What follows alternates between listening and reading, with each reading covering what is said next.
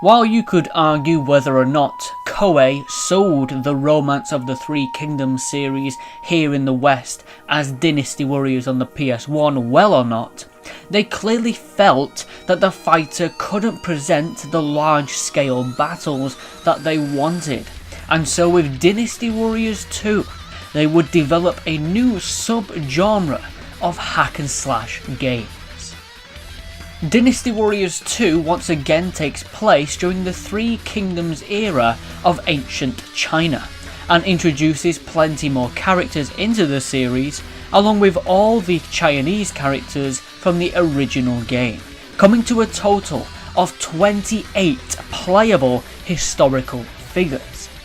These characters are separated into 4 factions, which are Shu, Wei, Wu and Other, for those not a part of any of the 3 major states. These states fight each other throughout the lands of China to unify the country under their rule. When you start the game, which is known as Muso mode, you will pick as one of these generals to play as, each equipped with a unique weapon, and you'll be plunged into the story of the 3 kingdoms. Depending on which general you choose, the 5 stages the story mode has will vary on which faction that your general resides. The levels in the game consist of large, expansive areas that you can freely roam. However, it's not supposed to be an open world game or an RPG. Your task is to usually clear the map of the enemy general, and to get to him you'll need to fight your way through literally thousands of smaller grunt enemies that will be often accompanied by captains and lieutenants who will come and hunt you down. Kill these to get permanent bonuses which will come in handy when fighting the level boss. Before you actually jump into a mission though, you'll come across the series' favourite tactics phase, which displays an overview of the map along with a list of your allies and your enemy generals and so on. This is a nice coffee break portion of the game, and even while it's very basic compared to later entries, with actually pretty much nothing to do but look at the map. That within itself though can still be a great aid on planning out where you want to start your attack, where are the best spots to cut off enemy reinforcements. However, once you're halfway through the battle, you'll realise quickly that the strategy fades away with some shockingly poor friendly AI. And when I mean shockingly poor, I mean stand and do nothing. And this sucks a ton of immersion straight out of the battles. But whilst your friendly AI are stood not doing much, the enemy AI is the complete opposite, with captains and lieutenants always spamming the health recover bonus that they for some reason have the privilege to use. Seriously, you can get them right down to minuscule health and poof, just like that they're back up to full.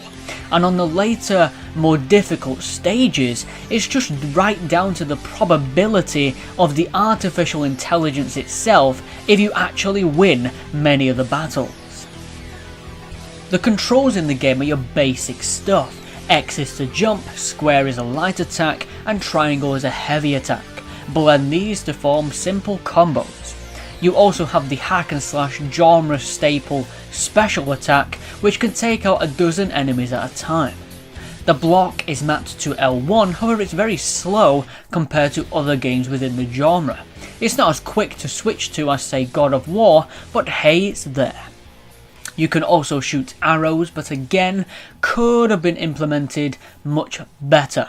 You can't control the camera position in the game, which to be honest, can be a big pain a lot, especially when you're surrounded by like 100 enemies.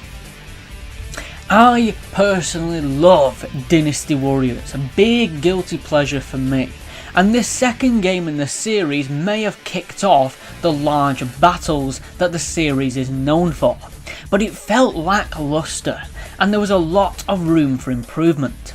It can be immense fun when you're slashing through tons of enemies on screen at once, which never slows the game down. However, once you clock on to your friendly AI, and like that, the immersion is gone. fighting the same rechargeable health mini-bosses over and over can also be a huge dampener on the gameplay. And whilst you have a free mode, which is basically a level select, there still isn't much else to do when the extremely short game is over, besides playing again as a different character who will have maybe some different moves, but not enough to warrant playing it all again.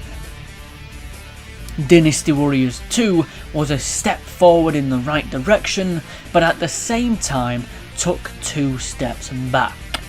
Dynasty Warriors 2 gets a final score from me of a 65%.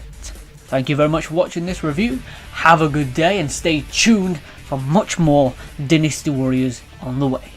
I'll see you then, adios.